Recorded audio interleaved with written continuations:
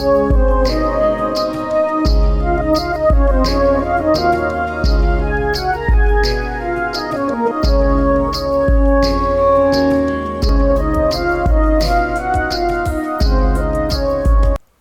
यां मेधां देवगणा पितरश्चोपासते तया मामद्य मेधया अग्ने मेधाविनं कुरु। गुरुर्ब्रह्मा गुरुर्विष्णु गुरुर्देवो महेश्वरः गुरुर्साक्षात् परब्रह्म तस्मै श्री गुरुवे नमः। मैं आज इस व्याख्यान के माध्यम से ये चर्चा करना चाहता हूँ कि हमारा पुरातन वैदिक साहित्य जो ऋग्वेद, जिसमें सबसे पहले संहिता के रूप में आता है, उसमें भाषा विषयक क्या विचार दिए गए हैं, हमारे ऋषियों ने भाषा के विषय में क्या चिंतन किया, उसके विषय में मैं आपको बताना चाहता हूँ। आप जानते हैं को ऋग्वेद में वाक सूक्त के नाम से ऋग्वेद के 10वें मंडल में एक वाक सूक्त कंप्लीट है और एक 10वें मंडल का 71वां सूक्त है। उस सूक्त में एक मंत्र आता है और एक प्रथम मंडल के 164वें सूक्त में एक मंत्र आता है जहाँ पर 4 प्रकार की भाषा की बात हमारा वेद करता है। चत्वारि वाक परिमिता पदानि तानि विदुर ब्राह्मणा ये मनीषिणः गुहा त्रीणि निहिता ने गजन्ति तुरीयम वाचो मनुष्याः वदन्ति। ये वेद का मंत्र है जिसमें 4 प्रकार की वाणी का प्रयोग किया गया है, माने परा, पश्यन्ति, मध्यमा और वैखरी। ये 4 वाणी है। लेकिन ये जो मंत्र है चत्वारि वाक परिमिता पदानि, इस मंत्र से हमें 3 प्रकार के भाषा के जो विकास की 3 अवस्थाएं वैदिक साहित्य या ये वेद ऋग्वेद हमें बताता है, उसका यहाँ से हमें संकेत प्राप्त होता है।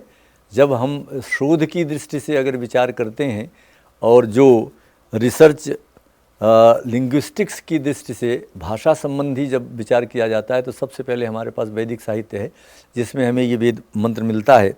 और इस वेद मंत्र में वाणी के जो 4 विभाग हैं, परा, पश्यन्ति, मध्यमा और वैखरी, इसकी चर्चा करते हैं वो। और जब इस पर विचार करते हैं तो भाषा की हमें 3 अवस्थाओं का भी संकेत यहाँ से प्राप्त होता है। वो पहला है एक तो अव्यक्त भाषा, दूसरा आदिम व्यक्त भाषा और तीसरा जो है वो वास्तविक भाषा। ये 3 प्रकार के भाषाओं का स्तर भी देखने को हमें मिलता है। जो हमारे पास वैखरी आज दिखाई दे रही है, जो सब लोग बोलते हैं, मानुषी वाणी जिसको कहा जाता है, वो वास्तविक भाषा के रूप में हमारे सामने है। लेकिन आदिम व्यक्त भाषा वेद की जो पुरानी भाषा है वहाँ इस रूप में देखी जाती थी। और अव्यक्त भाषा जहाँ जो ये 3 दिया, तो आदिम व्यक्त भाषा मध्यमा के स्तर पर होती है और जो अव्यक्त भाषा है वो पश्यन्ति के स्तर पर होती है। इस तरीके का विचार हमारे ऋषि इसमें देना चाहते हैं। और जगत के साथ साथ यहाँ वाणी की उत्पत्ति की भी चर्चा हमारे आचार्यों ने की कि वाणी जो है वो कहाँ से उत्पन्न हुई, किस तरीके से वाक जो है उसका उद्भव कहाँ से हुआ। इसकी जब हम चर्चा देखते हैं तो ऋग्वेद के 8वें मंडल में एक मंत्र आता है जहाँ कहते हैं देवीं वाचम अजनयंत देवास्ताम विश्वरूपा पशवो बदंती सानो मंद्रेण मूर्जम दुहाना धेनुर्वागसमान उपसुष्टु तंस्तु। इस वेद के मंत्र में ये दिया गया कि जो भारतीय चिंतन है भाषा के बारे में, वो लोग मानते हैं कि ये तो दैवी वाक है, देवताओं से सबसे पहले उत्पन्न हुई है। लेकिन कुछ जो परवर्ती आचार्य हैं वो विकास की परंपरा मानते हैं। कुछ आचार्य ऐसे हैं जो अनुकरण के माध्यम से भाषा की उत्पत्ति की बात करते हैं। और दूसरा तो उस तरीके से जैसे काक शब्द है, तो ये जो ध्वनि अनुकरण की दृष्टि से भी हम लोग कहने लग गए, तो वो का बोलता है, इस अनुसार से उसका नामकरण काक कर दिया गया। इस तरीके के विचार हमें निरुक्त शास्त्र में जो आचार्य यास्क का निरुक्त है, जो भाषा चिंतन पर विचार करते हैं, जहाँ उन्होंने चत्वारि पद जातानि नाम आख्यात उपसर्ग निपाताश्च इसकी चर्चा की है, उस दृष्टि से जब उन्होंने भाषा के विश्लेषण किया तो उस विश्लेषण पर ये विचार वहाँ पर व्यक्त किया गया है। और वेद ये मानता है कि ये जो वैखरी है, जो मनुष्य बोलते हैं और दूसरे मनुष्य सुनते हैं, या जीव बोलते हैं और जो विवेकमान व्यक्ति हैं उनको सुन करके समझते हैं, उस पर चिंतन करके कि ये क्या कहा गया, क्या बोला गया। उसके लिए जो वेद ये मानता है कि भाषा का जो एक तो उच्चारण शुद्ध होना चाहिए और शुद्ध उसका प्रयोग भी होना चाहिए और उच्चारण भी शुद्ध होना चाहिए, तभी जो श्रोता है या पाठक है वो उसको अच्छी तरीके से जैसी भाषा है या जैसी होनी चाहिए उसे यथार्थ रूप में वो स्वीकार कर सकता है, समझ सकता है। इसके लिए वेद के 10वें मंडल में ही एक मंत्र आता है, जिस मंत्र में जैसे आपने देखा है कि लोक में जब हम लोग रोटी बनाने के लिए आटा गूंथते हैं तो उससे पहले आटा को जो है छलनी से साफ़ किया जाता है, शुद्ध किया जाता है, उसमें कोई विकृति ना हो, कोई विकार ना हो, कोई दोष ना हो, तो उस दोष को दूर किया जाता है और उसको शुद्ध बनाया जाता है। ठीक उसी प्रकार से जब मनुष्य इस वैखरी वाणी का प्रयोग करता है तो उस वैखरी वाणी में भी शुद्ध उच्चारण होना चाहिए और शब्दों का जो वहाँ पर कहना है, कथन है, वो सही और साफ होना चाहिए, तभी श्रोता उसको अच्छी तरीके से ग्रहण कर पाएगा, उसको समझ पाएगा। उसके लिए यहाँ एक मंत्र आता है, जिस मंत्र में इस बात का उन्होंने संकेत किया और उन्होंने उसको कहा क्यों, क्योंकि जब तक शुद्ध उच्चारण नहीं होगा भाषा का तब तक जो श्रोता है या पाठक है उसको फलश्रुति प्राप्त नहीं हो सकती। जो भाषा का मूल उद्देश्य है वो है फल प्राप्ति, माने जिस उद्देश्य से भाषा का प्रयोग किया जा रहा है उससे जो लाभ उसको मिलना है, श्रोता अगर जिस शब्द को सुनता है उस शब्द का अर्थ उसके तक जाता है, वो समझ पाता है कि ये क्या है क्या नहीं है, ये जो उसकी फलश्रुति है वो तभी हो सकती है। इसके बारे में क्योंकि जो मर्म है जिसको हम अर्थ तत्व कहते हैं वो अर्थ तत्व शब्द में निहित होता है। जैसे कालिदास ने कहा ना कि वाग्रथा विसंपृक्त वाग्रथ प्रतिपत्ते जगतः पितरो वंदे पार्वती परमेश्वर, तो वहाँ वाणी और अर्थ की चर्चा जो है इस तरीके से उपमा के रूप में किया गया है। ठीक उसी तरीके से जो हम वाणी बोलते हैं, वैखरी वाणी जो लोक में बोली जाती है मनुष्यों के द्वारा, उसका एक प्रयोजन है, उसका एक उद्देश्य है, उसका एक फल है। तो वो फल सही रूप में श्रोता को तभी प्राप्त होगा जब वो वाणी शुद्ध बोली जाए, उसका उच्चारण शुद्ध किया जाए, तब शब्द का सही बोध होगा और शब्द के बोध होने के कारण जो उसमें तत्व अर्थ तत्व है उसका भी सही तरीके से उसको अधिगम हो पाएगा। इसीलिए हमारे यहाँ उपनिषद का एक वाक्य है, वो कहते हैं कि शब्द ब्रह्मणि निष्णातः परम ब्रह्मादि गच्छति, माने जो व्यक्ति शब्द ब्रह्म में निष्णात है, निष्णात का मतलब कुशल है। शब्द ब्रह्म क्या है, जो ये हमारे पास वर्णमाला है जिसमें जैसे कमल है, कमल, ये 3 वर्ण है, इन 3 वर्णों का समूह करके एक पद बना और पद करने के बाद स्फोट शक्ति से बाद में इसका एक अर्थ तत्व हमारे सामने आता है। जो कमल शब्द सुनते ही हमारे बुद्धि में हमारे सामने एक ऐसे पुष्प का आकार सामने आ जाता है, हमारे मन मस्तिष्क में उसका स्वरूप बनने लगता है। ये जो बोध हो रहा है वाणी का, ये तभी होगा जब हम शब्द को सही तरीके से उच्चरित करेंगे, बोलेंगे। इसके लिए वेद ने एक सुंदर मंत्र दिया हमके पास कि सक्तुमिव तितौना पुनंतो यत्र धीरा मनसा वाच मकृत अत्र सखायः सख्या नि जानते भद्र एसाम लक्ष्मीम निहितादि वाची। क्योंकि जो वाणी की लक्ष्मी क्या है, भद्र करना, मंगल करना, कल्याणकारक होना। जिस उद्देश्य से वो सुन रहा है उसको समझे और समझ करके उसका वो उपयोग करे। तो इसके लिए तभी संभव है जो वाणी का शुद्ध उच्चारण किया जाए, ऐसा संकेत भी हमारा वेद हमें प्रदान करता है। इसलिए वैखरी वाणी बोलते समय मनुष्य को सदैव उच्चारण जो है शुद्ध करना चाहिए। और इसके लिए हमारे पास आपने देखा कि जो शिक्षा ग्रंथ आए हैं, वेद की बात करें तो प्रातिशाख्य ग्रंथ आए और परवर्ती साहित्य के लिए शिक्षा ग्रंथ आए हैं, जहाँ वहाँ पर शुद्ध वाणी के उच्चारण की सारी प्रक्रिया हमें दी गई है।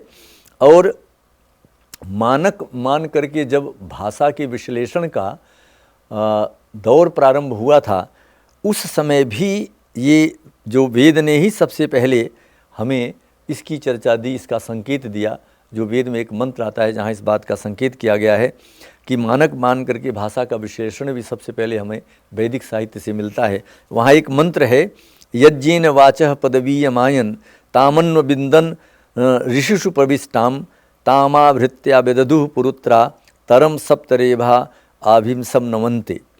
ये जो बात है, चूँकि मनुष्य के अंतःकरण में पश्यंती के रूप में, मध्यमा के रूप में वाणी का स्वरूप बन जाता है, शब्द का स्वरूप बन जाता है, लेकिन बैखरी जब बोली जाती है, वो बिखर कर बाहर आती है वाणी से, हमारे उच्चारण अवयवों के द्वारा ओष्ठ से जब वो निःसृत होती है, तब किसी श्रोता को अपने कर्ण कुहर में वो शब्द ध्वनि जाती है और वो सुनाई पड़ती है। ये जो प्रक्रिया है, और उसके पश्चात फिर भाषा का विश्लेषण प्रारंभ होता है कि भाषा कितने प्रकार की हो सकती है, जैसा कि नाम है, आख्यात है, उपसर्ग है, निपात है, और जो ध्वनि की दृष्टि से, वर्णमाला की दृष्टि से बहुत सारी दृष्टियाँ वहाँ पर आती हैं। तो इसके बारे में भी जो क्या नाम वेद ने हमें ये संकेत दिया वहाँ पर सबसे पहले, तो इसलिए कहा कि ये सबसे पहले तो ऋषियों के अंतःकरण में ये वाणी प्रवेश हुई थी और उन्होंने उसका वहाँ पर साक्षात्कार किया। साक्षात करने के बाद अपने बैखरी से उनके मुख से ये निश्चित हुई, और निश्चित हो जाने के बाद फिर वो भाषा बोली जाने लगी, और बोलने के बाद फिर उसका विश्लेषण प्रारंभ हुआ। ये वहाँ पर दिया। इसके जो तैतृय क्या कहते हैं संहिता में एक ऐसा ही उल्लेख प्राप्त होता है, जहाँ वहाँ आचार्य जो वेंकट माधव हैं, उन्होंने लिखा इसके बारे में कि इंद्र द्वारा जो है अव्याकृत भाषा का व्याकरण बनाया जाने का उल्लेख मिलता है वहाँ पर, जो कि कृष्ण यजुर्वेद की जो तैतृय शाखा है उस संहिता में ऐसा वहाँ पर उसका उल्लेख है कि कहा कि सबसे पहले देवताओं ने इस वाक्य का जो है तत्व को खंडशः विभक्त करने के लिए इंद्र से प्रार्थना की थी। और पहले चूँकि वाणी अव्यक्त थी, तो उस अव्यक्त वाणी को व्यक्त बनाने के लिए वहाँ जो ये संकेत मिलता है, जो वाणी का आगे विभाग किया गया, विश्लेषण किया गया, इसका उल्लेख भी हमारा वैदिक साहित्य करता है, जहाँ वहाँ वो पंक्ति है कि वाग वै पराच्या व्याकृता अभवत ते देवाः इंद्रम अब्रुवन इमाम नो वाचम व्याकुर्वीत इति ताम इंद्रो मध्यतो अवक्रम्य व्याकरोत तस्मादिदम व्याकृता भागुच्यते। ये तैतृय संहिता का वचन है। कहा कि सबसे पहले वहाँ वाणी जो है वो स्फुट नहीं थी, व्याकृत नहीं थे, इसलिए वो समझ में नहीं आती थी। और देवता तो फिर कहते हैं सारे देवता लोग वहाँ जाकर के, और उन्होंने क्यों इंद्र देवता से प्रार्थना किया, और इंद्र देवता ने इस वाणी का विभाग किया, माने विश्लेषण किया, और विश्लेषण करने के बाद तो व्याकरण एक और शब्द की जो व्युत्पत्ति है, इसका मूल भी हमें वैदिक साहित्य से प्राप्त होता है। क्योंकि आप जानते हैं कि व्याकृत कैसे होता है, जो पद में मूल धातु है और प्रत्यय है, जिसको हम प्रकृति प्रत्यय विभाग कहते हैं, तो उस प्रकृति और प्रत्यय विभाग तक पहुंचने के लिए जब हम उस भाषा के या उस शब्द के मूल तक जाते हैं और मूल तक पहुंच करके उसको व्याकृत करते हैं, मध्य से इन्होंने जो कहा था कि मध्य से उसका व्याकरण किया, तो मध्य से तात्पर्य है कि पूर्व तीन चीज़ें होते हैं शब्द संस्कृत में। एक क्या कहते हैं प्रत्यय होता है, और एक उपसर्ग होता है, और एक धातु होती है। तो अगर धातु और प्रत्यय है तो भी धातु और प्रत्यय अलग कर दिया गया, तो उससे मध्य से उसका व्याकरण हो गया। अगर उपसर्ग है और धातु है तो उसको भी अलग कर दिया गया।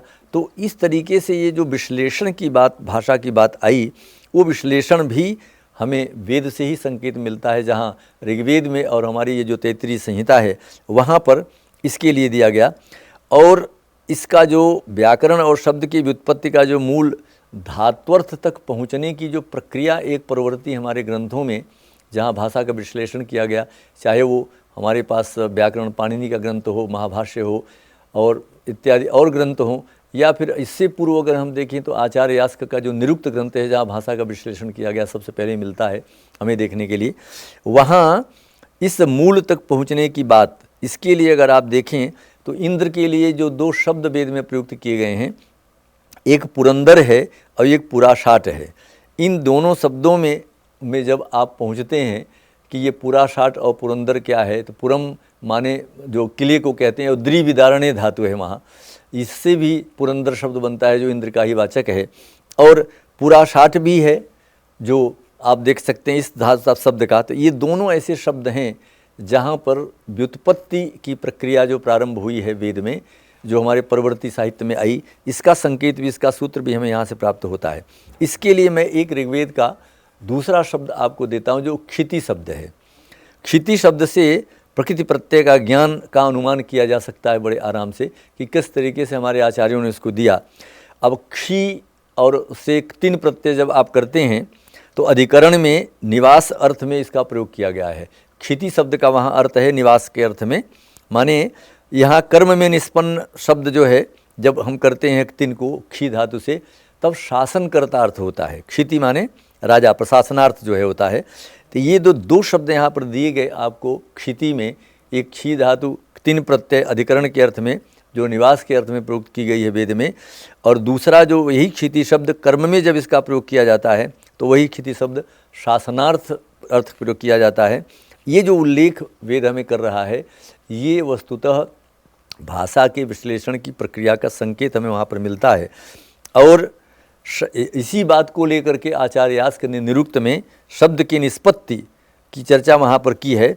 और आपने देखा होगा कि वहाँ जब हम ये परिवर्तन होता है जो है शब्दों में, एक दोनों मिश्रण होते हैं, जब दो वर्ण साथ आते हैं, धातु और प्रत्यय साथ आते हैं, तो वहाँ पर एक परिवर्तन आता है। वो क्या परिवर्तन हो सकता है उसको उन्होंने वहाँ पर वर्णागमो वर्ण विपर्यस्य द्वैचापरो वर्ण विकार नासौ धातु तदर्थादितयन योग तदयोग्यते पंचविधम निरुक्तम। ये जो पंक्ति वहाँ पर कोट की उद्धृत की है, ये पंक्ति भी वहाँ पर जो ध्वन्यात्मक परिवर्तन होता है, जिसको उस ध्वन्यात्मक परिवर्तन का उल्लेख भी सबसे पहले हमें वेद ने दिया। जैसा कि अभी हमने आपको क्षिति अथवा पुरंदर और पुरासाट की बात में करके उदाहरण के दिया था, उसी तरीके से अगर इस ध्वन्यात्मक परिवर्तन का सबसे सुंदर कोई उदाहरण हमें देखना को मिलता है वेद में, तो वो निरुक्त में एक शब्द आता है, प्रथम शब्द है। तो आचार्य यास्क वहाँ लिखते हैं कि प्रथमः प्रथमो बभूव। अब ये आप देख सकते हैं कि ध्वन्यात्मक प्रथम है जो बहुत विस्तृत फैला हुआ है। तो प्रथमो बभूव, पूर्ववर्ती वही पहला था, उसका विस्तार बिखार कहना चाहिए आगे हुआ है, इसीलिए उन्होंने कहा कि प्रथमः प्रथमो बभूव। ये निरुक्त का जो वचन है वो इस बात का जो सिद्धांत देता है। तो कहने का मेरे तात्पर्य यह था कि भाषा की उत्पत्ति की हम बात करें, भाषा के विश्लेषण की बात करें, भाषा के शुद्ध उच्चारण की हम बात करें, तो भी वैदिक साहित्य में हमें इसके बहुत सारे संकेत प्राप्त होते हैं। और जब परवर्ती साहित्य में आकर के भारतीय परंपरा में भाषा को तीन दृष्टियों से देखते हैं, एक तो ईश्वरकृत, जैसा हमने पहले कहा, जो वेद हमें संकेत करता है, और दूसरा जो, लेकिन भारतीय दृष्टि तो ईश्वरकृत भाषा मानती है। वाक सूक्त भी हमारे लिए जो है इसलिए एक वेद का इसका इसी है, जहाँ स्वयं वाक ही वागामणि ऋषिका है जो स्वयं उस सूक्त का संदर्शन करती है। तो इस दृष्टि से अगर विचार करते हैं, लेकिन जो पाश्चात्य मत है ये भाषा की उत्पत्ति के बारे में, वो विकासात्मक प्रक्रिया है। जबकि भारत इसको, या हमारा जो भारतीय साहित्य है जिसको हम वैदिक साहित्य कहें या भारतीय दृष्टिकोण कहें, वहाँ पर जो है ये विकासात्मक सिद्धांत को हम नहीं मानते। हम भारतीय सिद्धांत को मानते हैं जो कि ईश्वरकृत है। जैसा कि ये संकेत मैंने आपको दिया था कि वेद में और तैत्तिरीय संहिता में इस बात का हमें संकेत प्राप्त होता है जहाँ भाषा की चर्चा की गई है। और जागतिक व्यवहार के लिए इस भाषा को मानवकृत माना है, क्योंकि जगत व्यवहार के लिए, चूँकि जो दैवी वाणी है वो तो किसी को समझ में नहीं आएगी, लेकिन जब मनुष्य के रूप में मानुषी वाणी कोई बोलेगा तभी मनुष्य उस वाणी को समझ सकता है और जान सकता है। इसलिए अन्य प्राणियों के लिए, चूँकि जैसे पक्षी भी बोलते हैं और बहुत जगह ध्वनियाँ होती हैं, लेकिन उस ध्वनियों का क्या अर्थ है ये शायद समझना बड़ा मुश्किल होता है, उस प्रणाली से बड़ा कष्ट साध्य है वो। इसलिए इसका जो सूक्ष्म भावों का अभिव्यक्ति करने का जो एक व्यक्ति समर्थ होता है, जबकि कैसे समर्थ होगा? ध्वनि तो बहुत व्यापक है, और व्यापक हो जाने के कारण हम किसी भी शब्द के संप्रेषण के लिए, किसी भी अर्थ के संप्रेषण के लिए जब कोई शब्द बोलेंगे तो उस शब्द का वह संप्रेषण संभव ही नहीं हो पाएगा, वो अर्थ प्रतीति नहीं होगी, अर्थ ग्रहण नहीं होगा, फिर उस शब्द के उच्चारण की क्या बात। इसलिए जब शब्द ही सरलतया भावों और वस्तुओं का द्योतन कराते हैं, ये आपको मालूम है कि शब्द के माध्यम से भी हम भावों का, विचारों का विनिमय करते हैं, एक दूसरे को देते हैं। एक व्यक्ति जो है बोलता है, दूसरा सुनता है, और वो उन्हीं शब्दों को सुन करके ही वो उसके भाव को समझता है, उसके अर्थ तत्व तक पहुंचता है। तो ये जो व्यवहार है लोक में वाणी का, इस व्यवहार के लिए आचार्य यास्क ने, निरुक्त ने कहा कि देखिए ध्वनि तो जो है क्या है, वो सीमित नहीं है, व्याप्त है। तो व्याप्त होने के कारण तो कोई चीज़ समझ में नहीं आ सकते। तो कहने का मेरा तात्पर्य क्या है, एक उन्होंने पंक्ति दी वहाँ पर कि व्याप्ति मत्तास्तु शब्दस्य अणीयत्वाच शब्देन संज्ञाकरणम व्यवहारार्थम लोके। कहा कि ये जो नामकरण दिया गया है, पद विभाग दिया गया, विश्लेषण किया गया भाषा का कि ये नाम पद है, ये आख्यात पद हैं, ये उपसर्ग हैं, ये निपात हैं, ये जो विभाग किया गया वस्तुतः ये विभाग संप्रेषण के उद्देश्य से किया गया है, जिससे व्यक्ति जब बोले, क्योंकि शब्द तो व्याप्त हो जाता है, ध्वनि कोई उच्चरित होती है और वो पूरे अंत माने अंतरिक्ष में परिव्याप्त हो जाती है। लेकिन अंतरिक्ष में व्याप्त हो जाने से जो लोक व्यवहार है, भाषा का एक दूसरे के प्रति भावनाओं का, संवेदन का जो संप्रेषण है, वो संभव कैसे होगा। इसलिए उन्होंने कहा कि अणीयत शब्द तो हम सुनते हैं और तुरंत नष्ट हो जाता है। मैं वाणी से बोलता हूँ, दूसरा आदमी सुनता है, उसके बाद उसका अस्तित्व तो नहीं होता। हालांकि वैयाकरण लोग इसको शब्द को नित्य मानते हैं, लेकिन नित्य शास्त्र की दृष्टि से हमारे पास तो है, लेकिन सुनने और समझने तक की दृष्टि में अगर हम देखें तो ये बात कहा कि इसीलिए इनका संज्ञाकरण, नामकरण बड़ा लोक व्यवहार के लिए ज़रूरी था। इसलिए आचार्य यास्क ने कहा कि देखिए, ध्वनि तो पूरे उच्चरित होते हुए संपूर्ण वातावरण में व्याप्त हो जाती है, लेकिन कौन सी ध्वनि का कौन अर्थ, क्या अर्थ होगा, कौन सा अर्थ हम समझें, इसके लिए अणीयत्वाच शब्द से शब्देन संज्ञाकरणम व्यवहार कहा। लोक व्यवहार के लिए ये सूक्ष्म होने के कारण, व्याप्त हो जाने के कारण हमें इसका नामकरण करना बड़ा ज़रूरी है। और इसका विश्लेषण विभाग करके जब तक नामकरण हम नहीं करेंगे कि प्रकृति क्या है, प्रत्यय क्या है, नाम क्या है, ये सब क्या है, तब तक हम लोक व्यवहार में इसका प्रयोग ले सकते हैं। और बोलचाल में आने के बाद ही शब्दों का विश्लेषण किया जा सकता है। शब्द तो बोले जाते हैं, बोलने के बाद अपने अस्तित्व में आ जाते हैं, अस्तित्व में आने के बाद ही उनका फिर विश्लेषण किया जा सकता है, इससे पहले नहीं हो सकता। और ये बात सिर्फ हमारे वैदिक साहित्यों में अथवा आचार्य यास्क ने भी नहीं किया। हमारे जो काव्यशास्त्रीय आचार्य हैं, आचार्य दंडी की अगर मैं बात करूं, यहाँ संकेत करूं, जो काव्य आदर्श है उनका ग्रंथ, उन्होंने स्वयं एक पंक्ति लेकर के बड़ा सुंदर शब्दों से किया, क्योंकि ये शब्द व्यवहार लोक व्यवहार के लिए हैं। संसार में वाणी एक दूसरे के अर्थ को समझने के लिए, एक दूसरे के मंतव्य को समझने के लिए की जाती है। तो वाक व्यवहार लोक व्यवहार में होता है, और वो तब तक संभव नहीं है जब तक इनका कोई नामकरण न किया जाए, इनका एक कहना चाहिए निश्चित स्थान निर्धारित न किया जाए, तब तक वो लोक व्यवहार में संभव नहीं है, भाषा के रूप में वो हमारे सामने नहीं आता। इसी बात को दंडी ने भी अपने काव्यादर्श में एक सुंदर शब्दों में बात कही थी कि इदम अंधतमः कृष्णम जायेत भुवनत्रयम यदि शब्दात्वयम ज्योतिष असंसारन दीपते। कहते हैं कि ये शब्दाह्वय जो है, शब्द नहीं होंगे तो ये संसार में जो कुछ भी विचार विनिमय हो रहा है, संसार में जो कुछ भी हमें देख रहे हैं, सुन रहे हैं, समझ रहे हैं, ये सब संभव नहीं था। इसलिए कहा कि ये संसार को दीप्त करने के लिए, लोक व्यवहार में सारी चीज़ें लाने के लिए ये ज़रूरी है कि ये जो शब्द है वो सुना जाए, समझा जाए और इसका विभाग किया जाए। तो इसलिए उन्होंने कहा कि अभिव्याहरी युग आचार्य ने कहा वहाँ पर निरुक्तकार ने कि इसका व्यवहार की अभिमुख रखकर, व्यवहार को दृष्टि में रख करके ये इसका योग परिस्थिति का तात्पर्य है कि ये जो इसमें योग है, समझा है, रूढ़ है अथवा विभाग विभाजन है, धातु प्रत्यय इत्यादि का, ये जो विचार करना है नामकरण की दृष्टि से, तो इसीलिए आचार्य यास्क ने इसको कहा और इसकी परीक्षण किया जाना चाहिए, ऐसा उन्होंने कहा। तभी शब्द बोले जाएंगे और उनका अर्थ समझा जाएगा, उसका संप्रेषण संभव होगा। इस दृष्टि से उन्होंने विचार किया। और फिर वहाँ इसीलिए आचार्य यास्क ने निरुक्त में दिया, जो वैयाकरणों का भी सिद्धांत है कि तत्र नामानि आख्यात जानी, माने जितने भी नाम पद हैं वो सारे किसी न किसी धातु से बनते हैं, आख्यातज माने जाते हैं। ये जो सिद्धांत आया तो इसलिए, और इसके बारे में हमारे और भी आचार्य करते हैं, वो कहते हैं न शब्दानुकृतिर विद्यते इति औपमन्यवः, कहा कि काक इति शब्दानुकृति तदेदम शकुनि से बहुलम।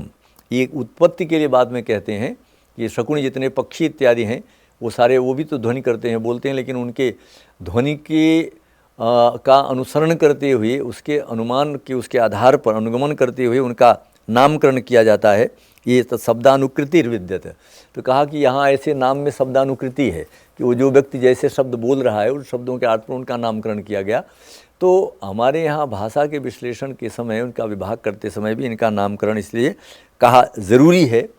और इसके बहुत सारे क्या कहते हैं प्रमाण हमारे वैदिक साहित्य, जैसे कितव शब्द है। अब कितव जो है ऐसे चोर को कहते हैं शब्द में प्रयोग किया गया है। अब उसकी जब वहाँ निरुक्ति जाती है तो किम तव आस्ति इति वा, ये भी कितव शब्द में किम तव शब्दानुकृति के आधार पर इसका नाम कितव रख दिया गया, नामकरण जो किया जाता है।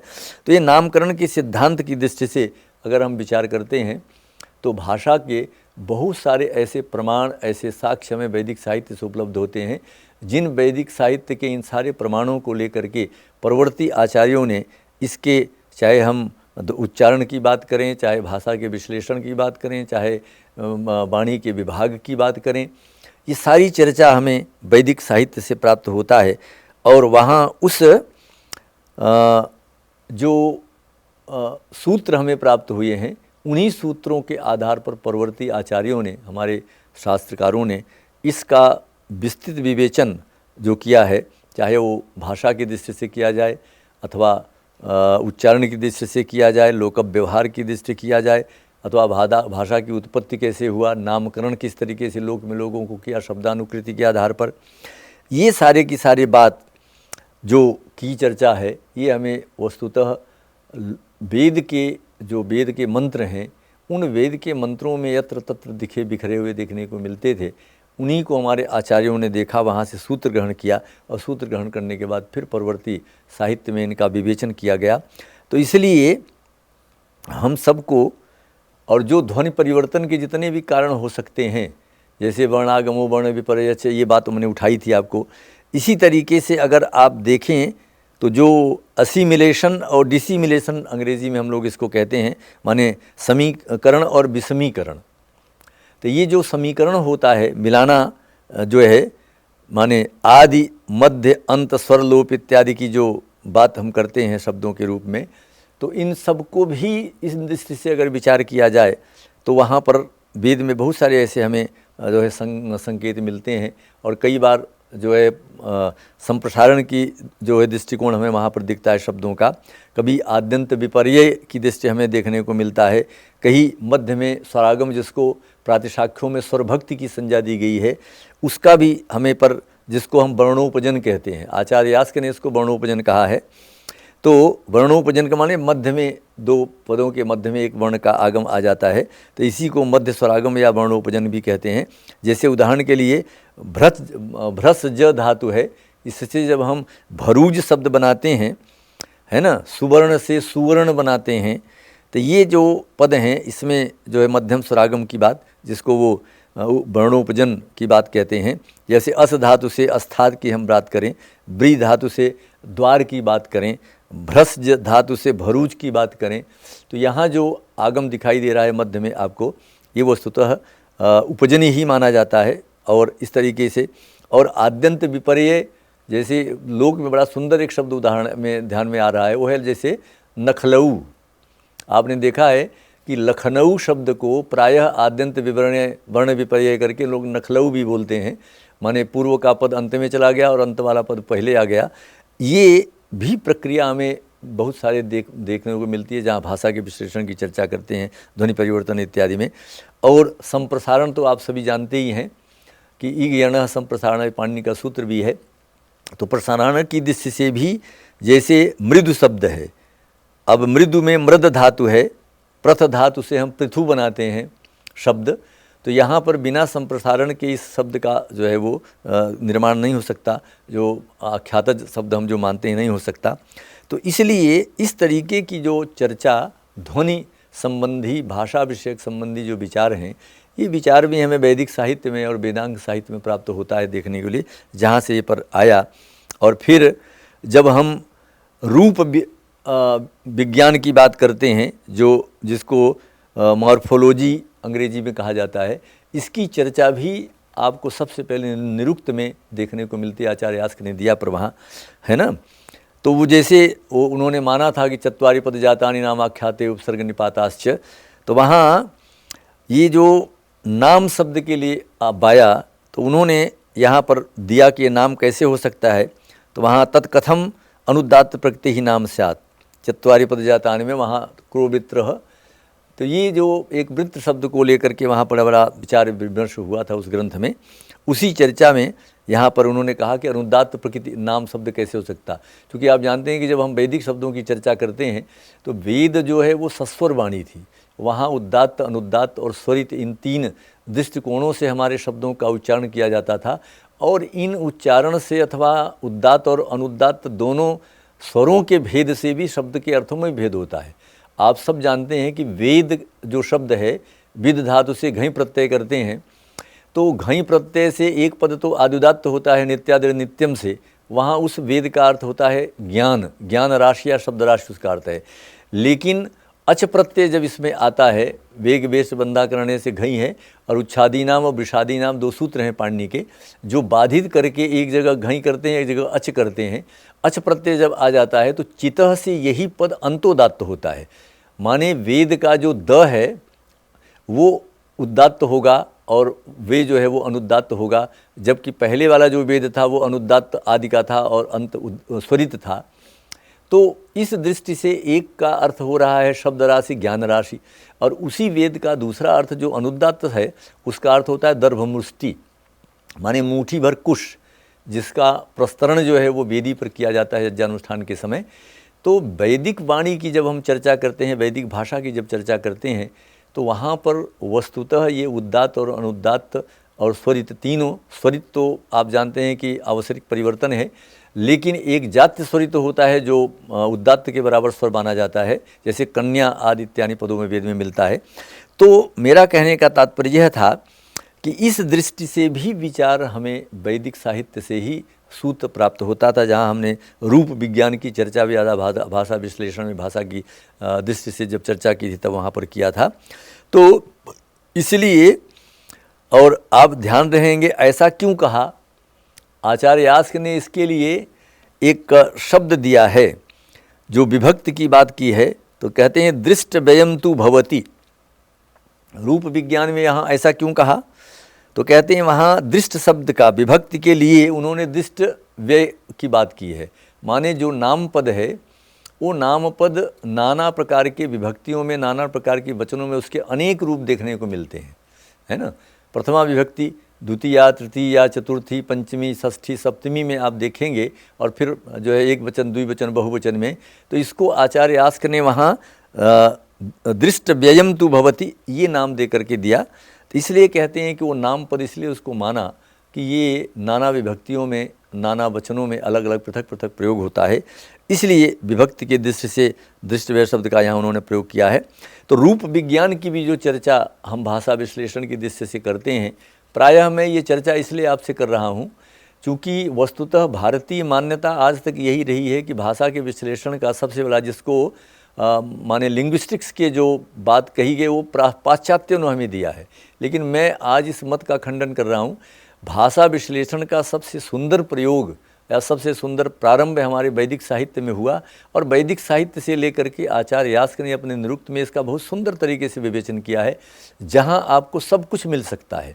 भाषा की विश्लेषण के जितने भी अंग हो सकते हैं, जितनी दृष्टियों से विचार किया गया है, चाहे उत्पत्ति की विचार किया जाए, चाहे उच्चारण की दृष्टि से विचार किया जाए, चाहे भाषा विश्लेषण की दृष्टि से विचार किया जाए, चाहे विभाग की दृष्टि से विचार किया जाए, चाहे ध्वनि की दृष्टि से विचार किया जाए, चाहे रूप विज्ञान की दृष्टि से विचार करें, चाहे ध्वनि परिवर्तन की दृष्टि से विचार करें, और आगे चल कर के जो अर्थ विज्ञान है जिसको हम सेमेंटिक कहते हैं, इस दृष्टि से भी अगर हम विचार करें तो इसका सारा विश्लेषण हमें आचार्य निरुक्त आचार्य यास्क ने बड़े व्यवस्थित रूप में दिया है।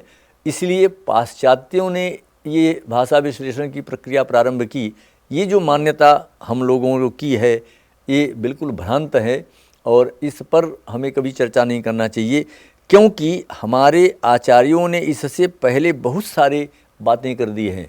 और उन्होंने देखा है, कहा कि एक बहुत सुंदर शब्द उन्होंने दिया था कि यद गृहीतम अविज्ञातम निगदे नैव शब्दते अनग्नाविव सुस्कंधेन तज्जुलति करिचित।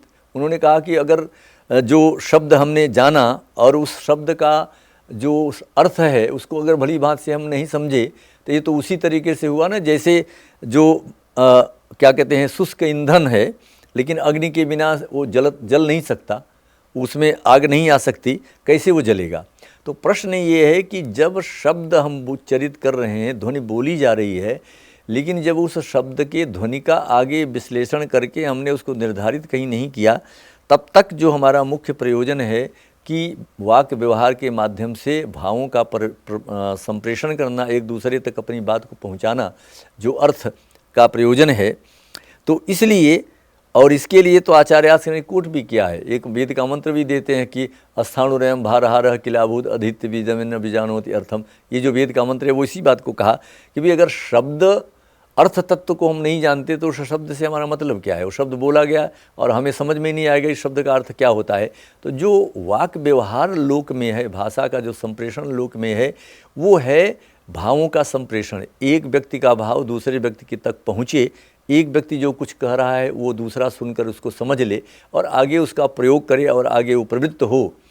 ये जो एक भाषा का उद्देश्य है, ये कैसे फलीभूत होगा, इसलिए हम लोगों ने ये विचार किया। तो मैं ये बात को बताना चाहता हूँ आपको कि बहुत सारे ऐसे संस्कार हैं जिनका उल्लेख हमें वैदिक साहित्य में दिया या वेदांग साहित्य ने दिया, इसलिए भाषा के विश्लेषण की प्रक्रिया हमें वहाँ पर ज़रूर देखना चाहिए।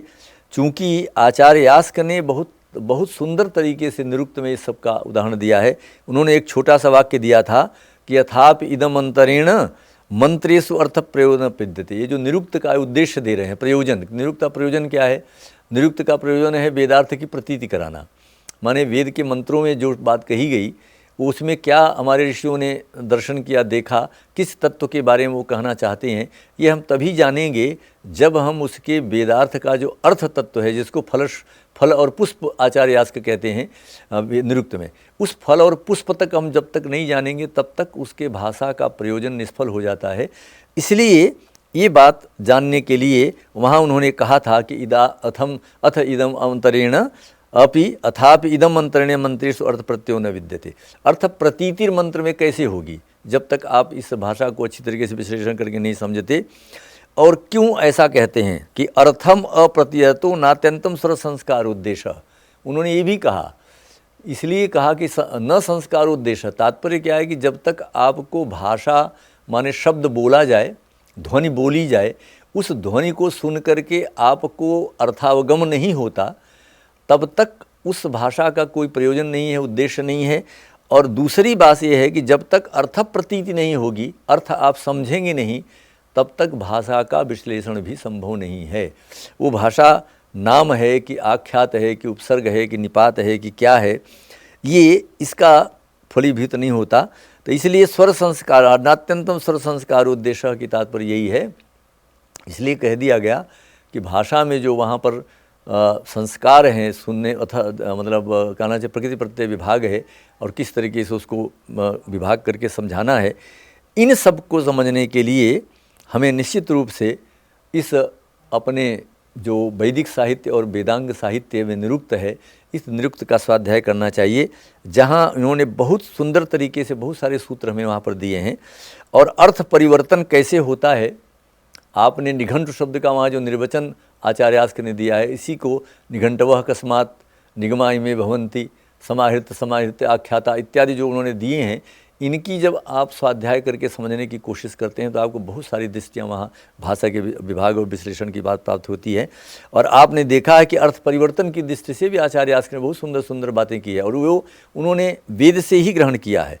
जो कक्षा रज्जु शब्द है ना, आपने रज्जु को के आधार पर जो घोड़े के कांख में आगे के दो पाँव में बीच में जो रस्सी जाती थी, असे न अश्वस्य कक्षम सेवते तत्सामान्यात मनुष्य कक्ष बाहुमूल सामान्यात अश्वस्य, ऐसा जो आचार्य ने देकर समझा। जो हमने कांख शब्द कहा लोक में, है ना, जो कक्ष पद है कांख, माने मनुष्य के कांख के लिए वस्तुतः साम्यता हम कहाँ दिखाई गई, वो जो घोड़े के, जब घोड़े रथ में जोते जाते हैं तो उनके पैर के आगे एक समय उनकी जो स्थान है वहाँ से एक रस्सी डालते हैं जिसको कक्षा रज्जु कहते हैं।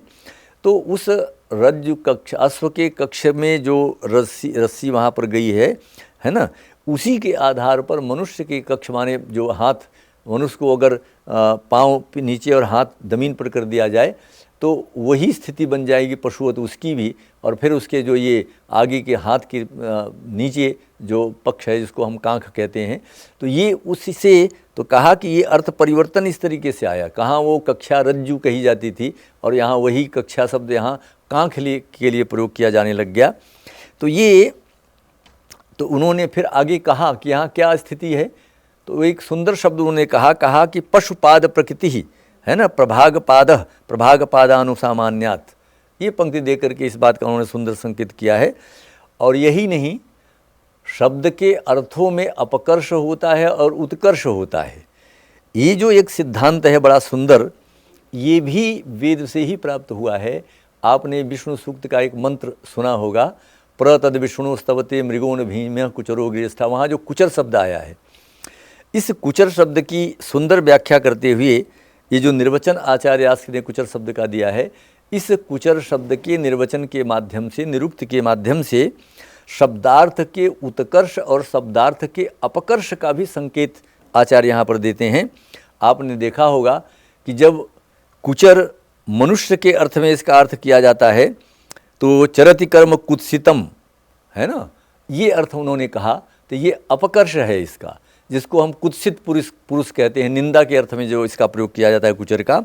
लेकिन यही जब प्रशंसापरक है, उत्कर्ष के अर्थ में किया जाता है देवता विधान में, तब वहाँ पर उसका निर्वचन आचार्य यास्क करते हैं कि कोयम न चरती इति कुश सर्वासु भूमुसि चरुति इति वा।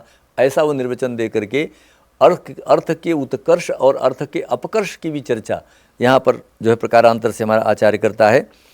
तो मेरा कहने का तात्पर्य यह है कि भाषा की दृष्टि से अन्वेषण की जब हम भारतीय परंपरा में बात करते हैं, भारतीय ज्ञान परंपरा में मैं बात जब करता हूँ, यहाँ पर ये मैं भारतीय ज्ञान परंपरा की चर्चा आपसे कर रहा हूँ, तो भारतीय ज्ञान परंपरा में भाषा के अन्वेषण की जब भी कभी बात उठती है तो आपको सबसे पहले आपके पास वैदिक साहित्य है और वैदिक साहित्य के बाद वेदांग साहित्य में निरुक्त है, जो इसके लिए बहुत सारे प्रामाणिक आधार हमें उपस्थापित करता है। और अंतिम बात मैं कह करके अपने वाणी को एक विराम दूंगा इस व्याख्यान के लिए। मैं आपको दो शब्द देता हूँ, एक शब्द है जात वेदस और दूसरा शब्द है वैश्वानर। दोनों का अर्थ जो है ये अग्नि का वाचक दोनों शब्द हैं वेद में।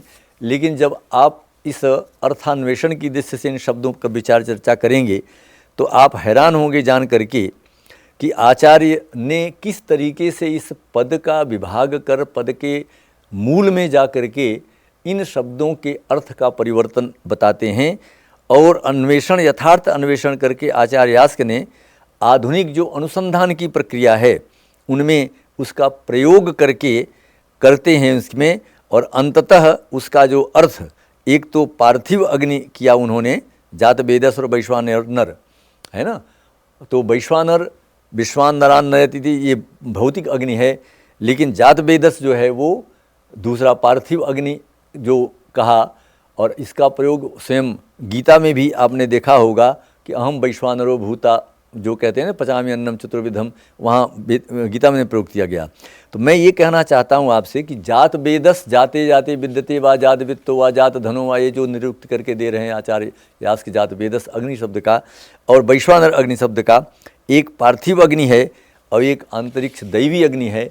इन दोनों का जो ये पार्थक्य, अर्थ पार्थक्य आपको दिखाया जा रहा है, ये वस्तुतः भाषा के अन्वेषण की ही प्रक्रिया है, भाषा के विश्लेषण की ही प्रक्रिया है। इसलिए भाषा के बारे में जब भी कभी हम भारतीय ज्ञान परंपरा में विचार करते हैं तो निश्चित रूप से ये भाषा के विश्लेषण का जो ज्ञान हमें प्राप्त हुआ, जो बोध हमें प्राप्त हुआ, वो वस्तुतः पाश्चात्यों की देन नहीं है, ये हमारे भारतीय आचार्यों की देन है। हमारे ऋषियों ने सबसे पहले इस पर दृष्टिपात किया, उन्होंने हमें एक दृष्टि दी, संकेत किया, और उस संकेत को ग्रहण करके हमारे परवर्ती आचार्यों ने, हमारे वैयाकरण जो शाकटायन इत्यादि हैं और जो क्या कहते हैं आचार्य इत्यादि जो निरुक्तकार हैं, आचार्य यास्क इत्यादि, इन लोगों ने सुंदर विश्लेषण करके भाषा का कई दृष्टियों से सुंदर विवेचन किया है। तो इस विवेचन की दृष्टि से ये जो मान्यता हम आज चलते आए हैं कि भाषा के विश्लेषण की प्रक्रिया जो आधुनिक भाषा विज्ञान जिसको कहते हैं हम लोग, उस आधुनिक भाषा विज्ञान हमें पाश्चात्यों से प्राप्त हुआ, पाश्चात्यों ने हमें ये दृष्टि दी, ये सर्वथा जो है भ्रांतिपूर्ण दृष्टि है।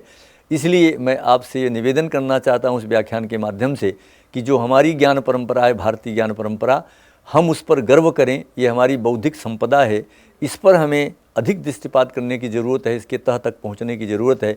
और जब तक हम सांगों पांग अपने इस वैदिक साहित्य को, वेदांग साहित्य को अच्छी तरीके से नहीं पढ़ेंगे, तब तक ज्ञान की अनंत जो शाखाएँ जो है हमें प्राप्त होती हैं लोक में आज, उनसे हम लोग शायद वंचित रह जाएंगे। और जो हमारी बौद्धिक संपदा है उसके बारे में दुनिया भर की भ्रांतियां उत्पन्न करके ये कहा जाएगा कि भाई ये तो हमारा नहीं है, ये तो हमें दूसरों से प्राप्त हुई है। इसलिए हमें अपनी बौद्धिक संपदा पर, अपने ज्ञान परंपरा पर, अपना जो ज्ञान हमारा है, वैदिक है, लौकिक है, जो भी ज्ञान है हमारे वैदिक साहित्य से प्राप्त हो रहा है, लौकिक साहित्य से प्राप्त हो रहा है, इसके विषय में हम सबको गर्व करना चाहिए। हम सबको इसको अच्छी तरीके से समझना चाहिए, देखना चाहिए और उस बौद्धिक संपदा पर गर्व करना चाहिए। इसी निवेदन के साथ मैं अपने वाणी को और वक्तव्य को विराम देता हूँ। आप सबका धन्यवाद। आप लोगों ने मुझे इसके लिए बुलाया और मुझे एक अवसर दिया कि भाषा की जो विश्लेषण की भारतीय ज्ञान परंपरा में जो दृष्टि है, उस दृष्टि को मैं आप तक पहुँचा सकूँ, दे सकूँ लोगों को। इसके लिए आपका पुनः पुनः बार बार धन्यवाद।